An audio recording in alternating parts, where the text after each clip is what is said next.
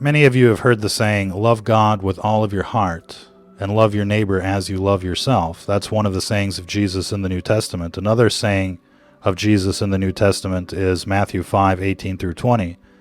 For verily I say unto you, till heaven and earth pass, one jot or one tittle shall in no wise pass from the law, till all be fulfilled. Whosoever therefore shall break one of these least commandments, and shall teach men so, he shall be called the least in the kingdom of heaven. But whosoever shall do and teach them, the same shall be called great in the kingdom of heaven. For I say unto you that except your righteousness shall exceed the righteousness of the scribes and the Pharisees, ye shall in no case enter into the kingdom of heaven. You should pay attention every time you see a saying, you shall in no case enter into the kingdom of heaven unless you do the following. We talked about this yesterday to some extent, and here once again, the requirement is to know the law better than the scribes and the Pharisees. They knew the law by heart. They could repeat every little thing in the law.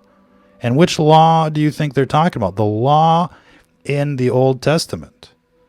A lot of Christians out there want to separate the Old Testament and the New Testament. Yesterday we were saying the new law is the old law. Nothing will change. For verily I say unto you, till heaven and earth pass, one jot or one tittle shall in no wise pass from the law. Not one little thing will pass from the law. So we're going to be talking about the 613 commandments as we find them in the Old Testament. And we're going to try and cover as many as we can in this broadcast. You can find them in Wikipedia, 613 commandments. And this is a nice list with a very nice reference to where you can find it in the Old Testament. And to begin, to know there is a God. Exodus 20, verse 2. So let's see if we can get there with the video guy. Quote, I am the Lord thy God, who brought thee out of the land of Egypt, out of the house of bondage. Thou shalt have no other gods before me. And so these are the 10 commandments in Exodus 20. And you should know these 10 commandments. You know the 2 commandments in the New Testament. That's the beginning. And then you should know the 10 commandments in the Old Testament. And then you should know the other 603 commandments that are in Exodus, Leviticus, Deuteronomy. And we're going to be getting through those. Not to even think that there are other gods besides him. That's number 2. Exodus 20, verse 2. To know that God is one. Deuteronomy 6:4. We talked about this yesterday. Be sure to check out yesterday's broadcast. To love God, Deuteronomy 6:5. To fear God, Deuteronomy 10, verse 20. To sanctify God's name, Leviticus 22:32. To not profane God's name, Leviticus 22:32. How many people do you hear every day taking the Lord's name in vain with the OMGs? And it's become common vernacular these days, but it wasn't so, 20, 30 years ago. And it's being done on purpose. And every time somebody transgresses one of these laws, they're not only causing harm to themselves and to their souls, but also to the world around them, to the metaphysical world around them. And this is why we're basically on the tipping point, ladies and gentlemen. But you should really pay attention to all of these laws and what people are doing, because essentially they're trying to break all of them. And, we're going to ask everybody to make an effort out there in this war against spiritual wickedness to follow all of these laws, because it will make a difference in your world. Now, nobody's perfect, ladies and gentlemen. Jesus calls us to be perfect, not to try to be perfect, but to actually be perfect. And so we need to be on that road, and we need to take it seriously. even though, the other people out there aren't taking it seriously. Don't worry about the other people. We know what their destination is going to be. So do not profane God's name, Leviticus 22:32. Not to destroy objects associated with God's name, Deuteronomy 12:4. To listen to the prophet speaking in God's name, Deuteronomy 18, verse 15. To not to try the Lord unduly, Deuteronomy 6:16. So what do they mean by that? Let's take a look here in the Old Testament. Ye shall not try the Lord your God as ye tried him in Massah. Remember the story of the golden calf. To emulate God's ways, Deuteronomy 28:9. To cleave to those who know God, Deuteronomy 10:20. So to hang out with fellow believers instead of those living like the devil. To love other Jews, Leviticus 19:18. Remember that Jesus came to the Holy Land to preach to the Jews, first and foremost, and then it went out to the Gentiles through the apostles.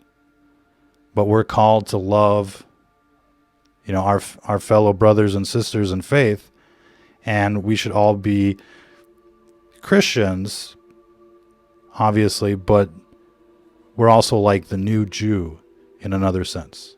To love converts, Deuteronomy 10:19. Not to hate our fellow Jews and believers, Leviticus 19:17. To reprove a sinner, Leviticus 19:17.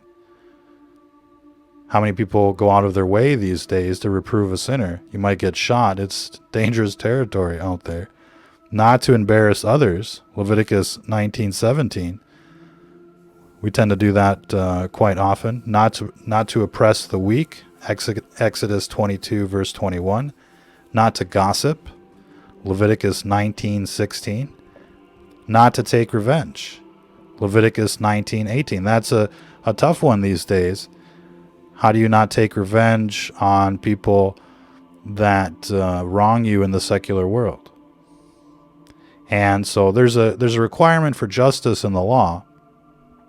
But taking revenge outside of justice is typically not permitted. So that's, you can have an interesting debate on that one. Not to bear a grudge. Don't give people free rent in your mind. And so all of the evildoers will do everything they can to make you upset. So you're thinking about them all day long, and that brings you down a level or two. You're really in the worldly when you're thinking about what the heathen has done to you today, and they will do something to you every day. They're like animals, essentially. But not to bear a grudge, not to take revenge. So learn the Torah. That's a requirement of the law. Deuteronomy 6, verse 7. To honor those who teach and know the Torah, Leviticus 19:32. Now remember, we're not to worship anyone. We're not to call anyone master or teacher. That's in the New Testament. But we should definitely respect those that teach and know the law. Not to inquire into idolatry. Now, idolatry, we've talked about this, especially in our broadcast on the Ten Commandments. Idolatry includes making any figure that looks like a human or an animal. And we'll be getting into that. But to not inquire into idolatry, to not take pictures. Don't take pictures out there. Do not make idols. Do not make anything that has the human form. Now, you can talk, we talked about this in a broadcast on idolatry. Is it okay to share memes in this war against evil and the like? And so you got to be real careful about all of that, because in the metaphysical world, you've got unclean spirits that will try to embody themselves in anything. They want a body, they're searching for a body, and they'll grab onto anything they can. And so that's the reason for that. But it's a major sin to make an idol or to make a statue or to take a picture, to make any image. We'll be getting into that. Not to follow the whims of your heart or what your eyes see or desire. That's a big one. You know, we see everything in the worldly life and we want that. We want that car. We want those shoes. We want that girl, or, you know, whatever. And you've got to control, you know, that aspect of your human condition, not to blaspheme. That's an important one, ladies and gentlemen. We could get into, let's look at what it says, Exodus 22, verse 27. Thou shalt not revile God, nor curse a ruler of thy people. And, you know, that's an important one. You know, we kind of want to look at that in the context of, you know, the Holy Land. I'm not sure if that's really, you know, in the context of heathen nations, like the Western world these days. But, I mean, that's an interesting debate. Should you be cursing, you know, the dementia patient, i.e. fake president of, you know, that's another story.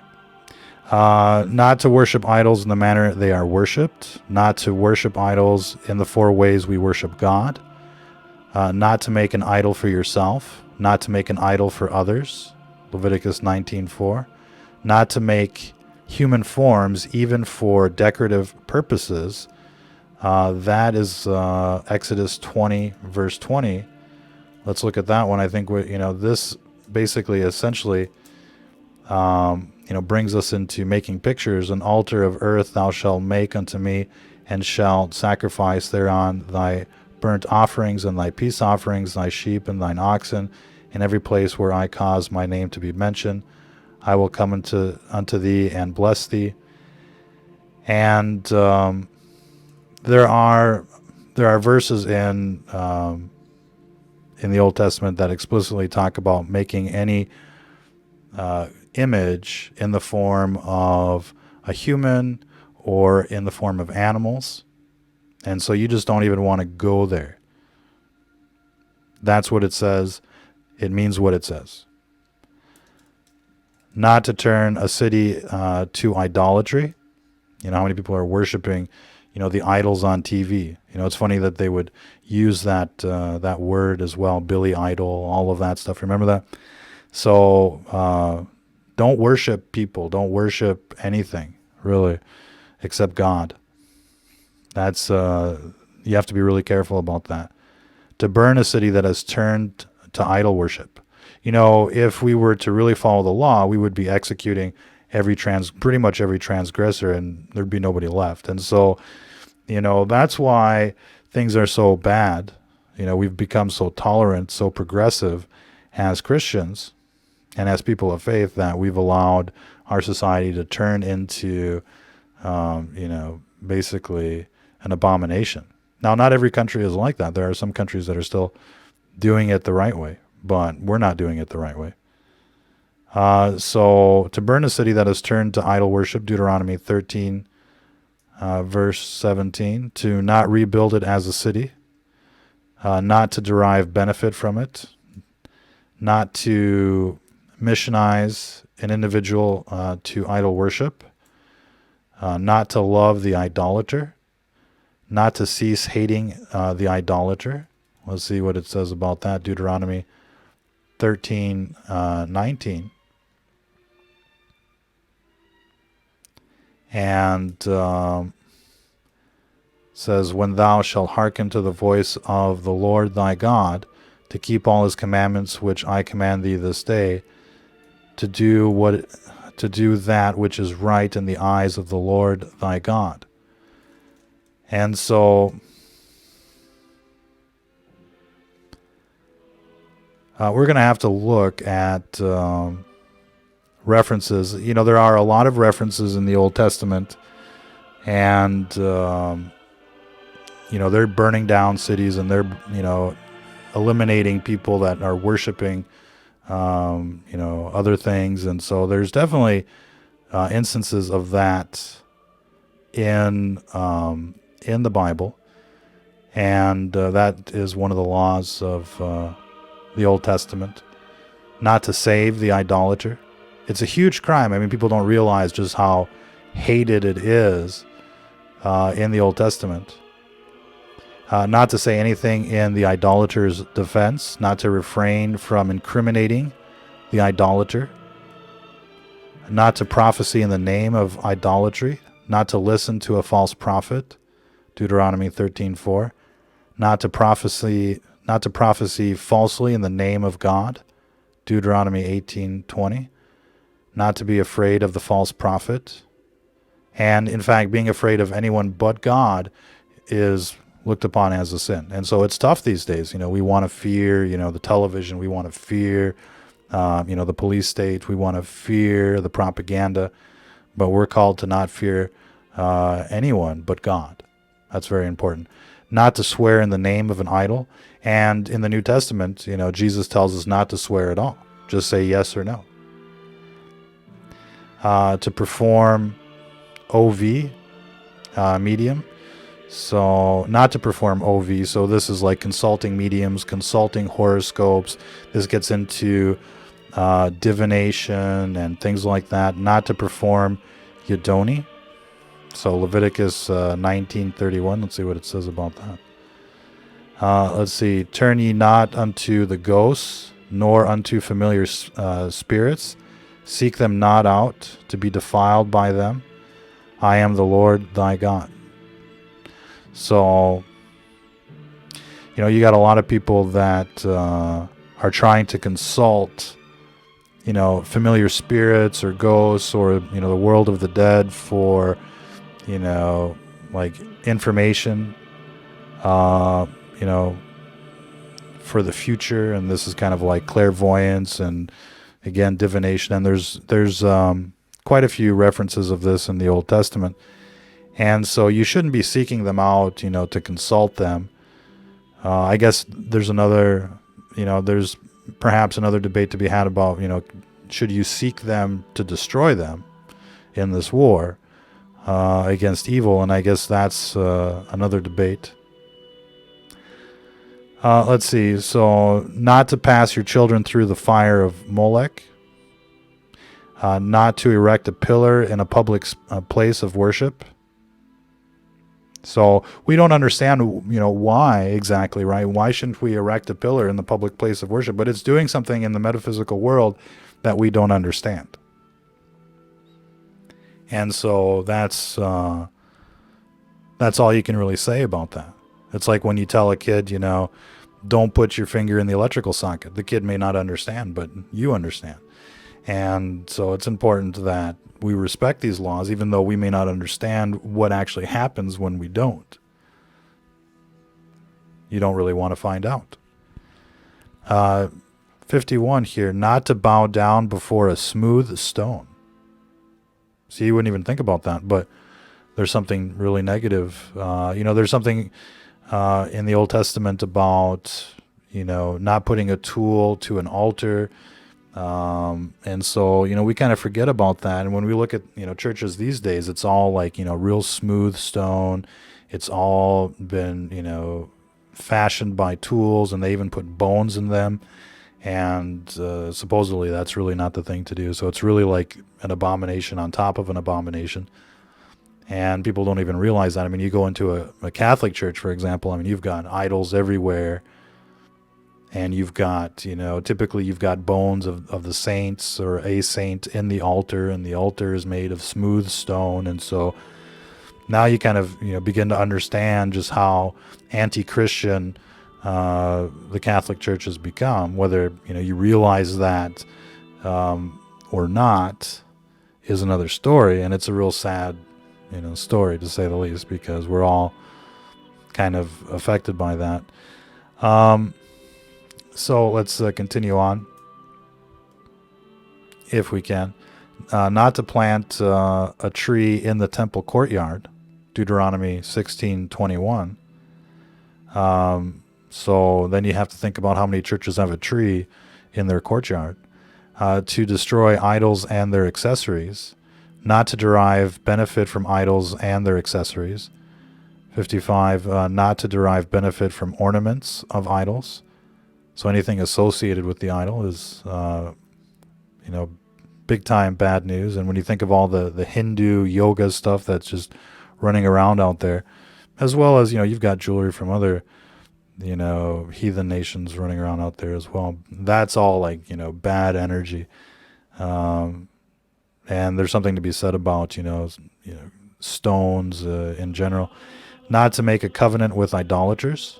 Don't make agreements with, the heathens basically at all. Not to show favor to idolaters. Not to let idolaters dwell in the land, in the Holy Land.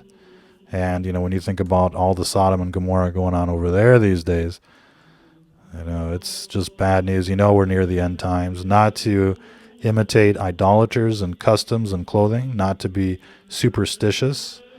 So let's see what they say about that. Leviticus 19:26. Does that mean black cats? Does that mean Friday the 13th? Ye shall not eat with the blood, neither shall ye practice divination nor soothsaying. So all of these mystical new world religions and all that stuff, bad news. And that's why, the world is the way it is. So not to be superstitious, not to go into a trance to foresee events, etc. Deuteronomy 18:10. Let's see what we got there. There shall not be found among you any one that maketh his son or his daughter to pass through the fire, one that useth divination, a soothsayer, or an enchanter, or a sorcerer. So there's a lot you could say about sorcery. The television is basically sorcery. Music these days, especially mainstream music, is like sorcery and the like. So you really want to be careful about that. But, a lot of people are, doing the drugs and going into a trance, and then they're meditating, and, there's all sorts of things. I mean, you just want to avoid all of that. Not to engage in divination or soothsaying, not to mutter incantations. So that's another one. That actually happens still these days. You got witches with their little books. Not to attempt to contact the dead. That's an important one. Not to consult, all of these people. Not to perform acts of magic. 18:10. So that might even include just magic tricks, with the cards and stuff. So let's see if we can clean up our. I guess that's the reference. But to not perform acts of magic, and we could talk about, magic and witchcraft and all that stuff, but you got to be careful about, all of that stuff. Men must not shave the hair off the sides of their head. So again, we don't understand why not. And everybody seems to do that these days. Nice clean cut. And so you don't want to shave the hair off the sides of your head. You want to leave a little bit. You want to leave a little something there. Men must not shave their beards with a razor. So, this is why you see, all the people with beards out there. And there's a reason for it. So 19:27, ye shall not round the corners of your heads. That's a tough one. Neither shalt thou mar the corners of thy beard. And so it goes on to say, ye shall not make any cuttings in your flesh for the dead, nor imprint any marks upon you. So, that's the tattoos, and you see the cutters out there, right? And it's probably demons driving them to do that. So let's see. Men must not wear women's clothing. Deuteronomy 22:5. Women must not wear men's clothing. So we should always keep the distinction between men and women. This is the way we were created. And a lot of people have problems with that these days. They're blurring all the lines. So it's a major sin, and you don't have to be a rocket scientist to figure that one out. Not to tattoo the skin. So, that might be too late for some of you out there, but that's seen as a sin. You might not understand why. You might think it's cool, but usually that's the way the dark side works. They try to make all of these things seem cool. Come check out the magic show. Come, check out the horoscope, or come get your fortune cookie. Right? They get you in all these little ways, but you got to be careful, ladies and gentlemen. Not to tear the skin in mourning. Not to make a bald spot in mourning. That's something that people used to do, to repent and confess wrongdoing. So to repent is a requirement. And in the New Testament, I mean, John the Baptist and Jesus called everyone to repentance. And that was, the main message, repent from your sin and turn back to God. And so that's a real important message that you see over and over again in the Gospels. To say the Shema twice daily. And so that's an important prayer. You might want to look into that prayer. It's a little difficult to find these days, but it's out there. We may cover that.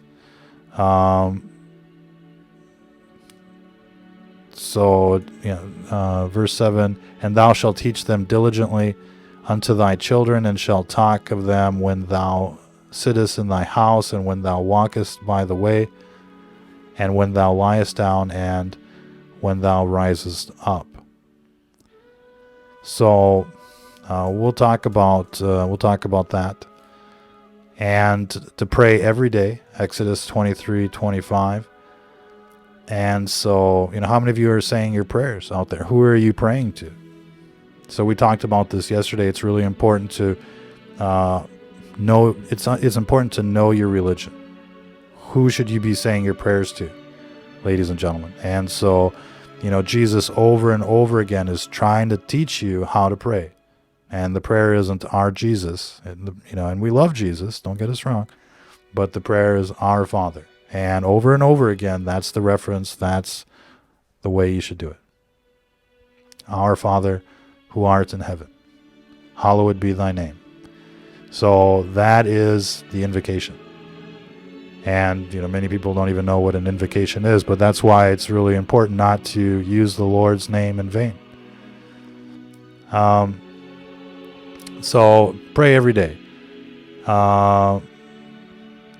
Then it seems like we must bless the Jewish nation every day. We must wear the tefillin on the head, Deuteronomy 6:8. So this essentially contains the Torah, and they wear it on their head. And there's a lot of real symbolic practices in the way the Jews pray. And it's pretty interesting. They'll wear a belt to separate the upper half from the lower half. There's a separation from the right and the left, and it is what it is. So they bind it on their head and on their arm to put the mezuzah on the doorpost. Each male must write a Torah scroll. So a requirement of the law is that everyone actually writes their own copy of the first 5 books of the Bible. That'll make you know it by heart. The king must have a separate Torah scroll for himself. And to have the seat on 4-cornered garments. There's references to the kind of clothes that you should be wearing and why you should be wearing them. And so this is 15 verse 38. So speak unto the children of Israel, and bid them that they make them throughout their generations fringes in the corners of their garments, and that they put with the fringe of each corner a thread of blue. So this is in the Old Testament. Most people probably never heard of that. And again, you probably don't even understand, and most people probably don't even understand why we're called to do that. But again, it's having some effect in the metaphysical world. And if you don't do that, then you open yourself up to attack. And there's all sorts of parasites in the spiritual world that essentially will attack and try to feed off of the holiness of people that are, trying to do things the right way. And so, this may be part of what the COVID is about. That's our suspicion. It's not just a virus. It's in fact, massive demonic attack, and everybody's just kind of being devoured by spiritual piranhas, if you will. To bless the Almighty after eating, Deuteronomy 8 verse 10. To circumcise all males on the 8th day after their birth, Genesis 17 verse 10. To rest on the seventh day, Exodus 23:12. Not to do prohibited labor on the 7th day. So, generally speaking, on the Sabbath day, which is, Friday sunset to Saturday sunset, you shouldn't be out there chasing money. You shouldn't be working for money. Jesus has the debate in the New Testament, is it okay to do good on the Sabbath day? And so you might be able to hide behind that, but going out there and trying to make money on the Sabbath day is seen as a major sin. And so you'd think, that we could have done it differently in America, where, we're taking Saturdays off and then starting the week on Sunday. If you look at your calendars, most calendars out there, the first day of the week is Sunday. And so, in the Holy Land, that's the way they do it. They certainly accommodate, the work schedule that way, but we're all out there just kind of like, breaking the laws in every which way possible, and we think it's normal. And this is why our society has degenerated into what it is today. And not to do prohibited labor on the 7th day. The courts must not inflict punishment on the Sabbath day. Not to walk outside the city boundary on the Sabbath day. To sanctify the Sabbath. And to rest from prohibited labor on Yom Kippur. Not to do prohibited labor on Yom Kippur. To afflict oneself on Yom Kippur, the Day of Atonement. Not to eat or drink on Yom Kippur. So we should all know our Jewish calendar and try our best to rest on the first day of the Passover. So we just had the Passover, and that's kind of hard these days to respect it to the letter, but I think everybody should at least try to eat unleavened food throughout that 7-day period. Not to do prohibited labor on the first day of the Passover, to rest on the 7th day of the Passover. Not to do prohibited labor on the 7th day of the Passover, to rest on Shavuot. To not to do prohibited labor on that day, to rest on Rosh Hashanah. Not to do prohibited labor on Rosh Hashanah, to rest on Sukkot. So there's all these, days that we should be observing, all these festivals that we should be observing that we don't. We're looking forward to the 4th of July, but we should really have, done our best during the Passover. And as a practicing Christian, that isn't something that you should forget ever. There's, in fact, 3 festivals that we're required to observe, and most people have never heard of them, really. And so then it kind of running out of time here, which is the way life is, you could say. But we're not allowed to eat mixtures containing yeast, during the Passover days. And then courts must carry out justice, to not have sexual relations with women that you're not married to, i.e. fornication, not to withhold food, clothing, and sexual relations from your wife, to have children with one's wife, to issue a divorce by means of a get document. A man must not remarry his ex-wife after she has married someone else. To perform Yibum. And again, you're gonna have to check out all of these for yourselves, and at least make an attempt to kind of straighten yourself out in a metaphysical way. That'll really help out in this war against evil, and any effort that you can make is going to be beneficial to yourself and to this, and in this war against spiritual wickedness. And you never know, it may bring down the COVID numbers in your area. Let's see. So the rapist must marry his victim if she is unwed. He is never allowed to divorce her. The slanderer must remain married to his wife. He must not divorce her to fulfill the laws of the Sota. So we could get into that. Not to put oil on the meal offering. Not to put frankincense on the meal offering. And so we don't do a whole lot of offerings, sacrificial offerings anymore, because there is no temple out there. But you'd think they might be able to do it at a synagogue or at a church. But it used to be that, if you sinned, something had to die. Whether it be a goat or a sheep or a bird, that was the way to purge the sin from this world. And it was kind of like, the idea of the scapegoat. They would place their hands on the goat, and, one would die and one would, go free. And so that's essentially kind of like, what we're taught in the Old Testament. When you sin, especially a major transgression, something has to die, either the sinner or an animal. Otherwise, it just kind of remains, with the person. It remains on them. And there's a lot of other laws especially with women, when they have their period or their separation, they're unclean for a specific amount of time, and anything they touch becomes spiritually unclean. And having sexual relations with somebody that's, having their period is a major offense, really. In the Old Testament is punishable by death. And, there's all sorts of things like that we don't think about. But essentially, the idea is that all of these sins bring about spiritual uncleanness or spiritual wickedness. And you have to atone or wash yourself, clean yourself to make, things right.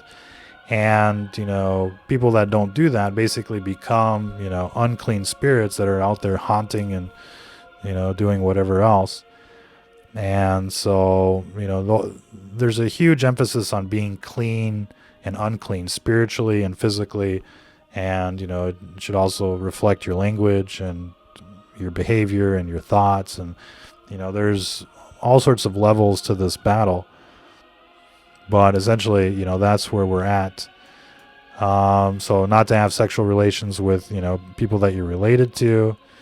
Not to marry non-Jews or non-believers, because they'll always try to pull you into, major sin. Even King Solomon, I'm not sure how many people know the story of King Solomon, but at the end of his life, after building the temple and living such a, excellent life, basically succumbed to idolatry through, the many wives that he had. And, there's a tale there. And then it just kind of started, nosediving from there. The Book of Kings is really interesting because you see, over and over again how the people transgressed and eventually they got basically wiped out and shipped off to Babylon. And then, some survivors came back and then they got wiped out again. And so you're not sure, how many are left out there, but that's where, Christianity really comes in, as well as, all of the converts. And survivors. There's probably some survivors, original, of the original tribes out there. But many of the people out there today are, descendants of converts, including, ourselves, for the most part. And so, we're called to respect the converts and not just, look at them like second-class citizens. But if it wasn't for our faith being handed down from generation to generation, we'd be a lost people, to say the least. And so then it kind of goes into, the sacrifices and how these animals should be sacrificed, to not eat blood. So you got to be careful with like some of the sausage out there, the salami, that's actually made out of blood and fat. So you want to avoid fats and, number 193, to not eat certain fats, not eat the blood, not eat the limb torn off of a creature, not to eat meat of an animal that has been mortally wounded or, run over, roadkill and all of that stuff. So, and to not eat untithed fruits. What does that mean? So initially, when there's a harvest, the first part of the harvest should be given as an offering to God. And if that's not done, then you shouldn't be eating those fruits. Well, we all eat fruits like that, don't we? And it gets even worse because in some places they're actually dedicating these foods to idols, and you don't even know it. There's a lot of stories like that. Not to drink wine poured in the service to idols. To ritually slaughter an animal before eating it. So, these are all the things that we're called to do. And when you think about every aspect of our lives today, it's not being done the proper way. So we're really called to, do something. But it's all having a contamination or a pollution effect if it's not done the right way. And so, say grace before you have your meal and be thankful afterwards. And,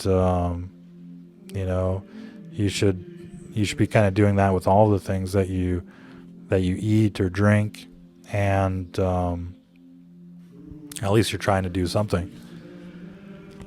So do not take the Lord's name in vain.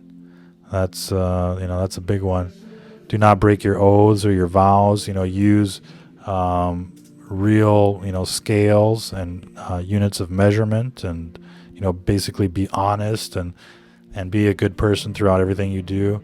But that's a big one. Honesty and humility, and these are the kind of traits that are sought after in the Old Testament. And there's nothing worse than pride. Pride is basically what got the devil debased. And we could have a nice little conversation about where we're at today. Kind of like on this prison planet, and the devil, and its minions basically wreaking havoc, and everybody being put to the test. It's a very beautiful experience, but we're all going to be tried and tested and forged in the fire.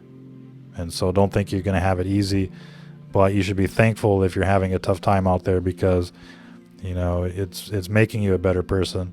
At least that's the goal. And and it can help you atone for some of the sins that you've participated in as well. And I think we're all basically participating in that. So the Nazirite must grow out their hair. They must not cut their hair. They must not drink wine mixtures, not eat raisins or grapes. So must not be under the same roof as a corpse, must not be in contact with the dead. And there's actually, specific things to do, if somebody passes away, so there's all sorts of things that you got to watch out for. But, touching anything that looks nasty basically will spread its uncleanliness to your hands. So be sure to wash your hands with water. You don't really need the soap, but wash your hands with water before you say your prayers. That's, a very important thing as well. Try to be as clean as possible, and, take your prayers seriously. So, back in the day, everybody would grow their own food, and we were asked to leave, gleanings, or to not reap the corners of the fields, leave some for the poor. And charity is another big thing, to give charity. Deuteronomy 15:8, to not withhold charity from the poor. And, it basically, every good deed that you do kind of like undoes some of the, sinful things that you do. But if all day you're just doing sinful things, and you're just giving a quarter or a penny to the poor person on the corner of the street, that's probably not going to do it. So you have to atone for your sins. You have to try to make up for it, and kind of like limit the damage that you're doing from sinning. So as you can see, just loving your neighbor, while that's awesome, isn't the only thing that'll get you into trouble, or not get you into trouble out there these days. And again, there we didn't even get through like a third of the list, but there's a lot of things here, and to to only offer unblemished animals, so they should be perfect. They shouldn't be, stained. And there's a lot of things about, people being blemished, and we could go on and on. And we're just going to ask everybody to do the best they can, especially with the first, 100 or so of these laws. And again, to do the best they can, to at least be conscious that, these laws are out there, and you would know them if you'd read the Old Testament. And I think we're all called to read the Old Testament. That's why it's in the Bible, and it isn't to be ignored. So don't ignore the Old Testament, and don't ignore your prayers, and just do the best you can out there. But, the more you know, the more you're responsible for. But after a certain age, you're basically required to know what's going on. You can't hide behind ignorance forever. And, that too will kind of be used against you. And of course, a lot of these revolve around the 10 Commandments, the idea of being jealous or stealing or killing or hating, or committing adultery, fornication, adult activity. But, we're all called to be good people, and what that actually means is defined in the Old Testament. And so there you go. I mean, that's a beginning to covering the 613 commandments. And, again, it would probably take us a couple hours to really get through all of these. And I don't think anybody wants to sit through all of that, but take the time. They make the whole Bible in an audio format really easy to listen to. You can listen to the whole Bible in probably a couple weeks, if you do like 2 hours a day. And so it's well worth it, and you should know it better than your favorite songs out there. Instead of wasting time watching the devil's television, watching the propaganda, doing the doom scrolling, instead of being a doomer, be a Bible thumper and do it the old-fashioned way. That's what we're called to do. And every act that you do in that direction is really having a huge positive impact, not only on your soul, but on the world around you. And,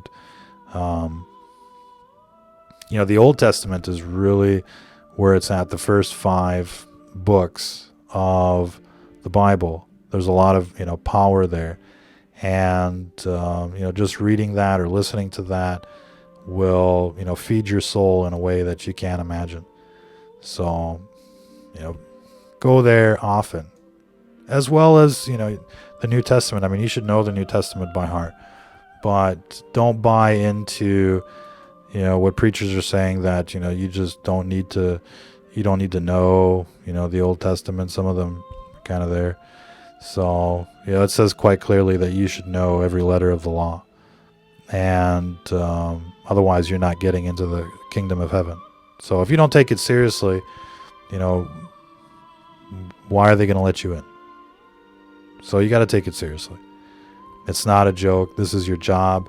You've been promised a promotion. You just got to, do the job. And I guarantee you that if somebody were to offer you $10 million to know the Bible by heart, you would do it. And if you knew what hell was and what a wicked destination it is, you would know this Bible by heart. So think about that, because hell is real. These demons are real. Everything's real.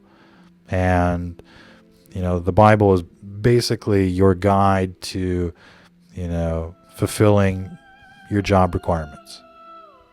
So it's important that you spend time there. And that's why we're spending time there, trying to get you aware of what's going on. And, we could be talking about something else, and eventually we will, to kind of, bring people to these videos. But this is more important than, what's going on with current events. There's nothing more important, in terms of your life than knowing the Bible and fulfilling the requirements. That's a guarantee. So we'll leave it there for this broadcast. Appreciate everybody tuning in. Till the next time, ladies and gentlemen, if you're listening to this, you are the resistance.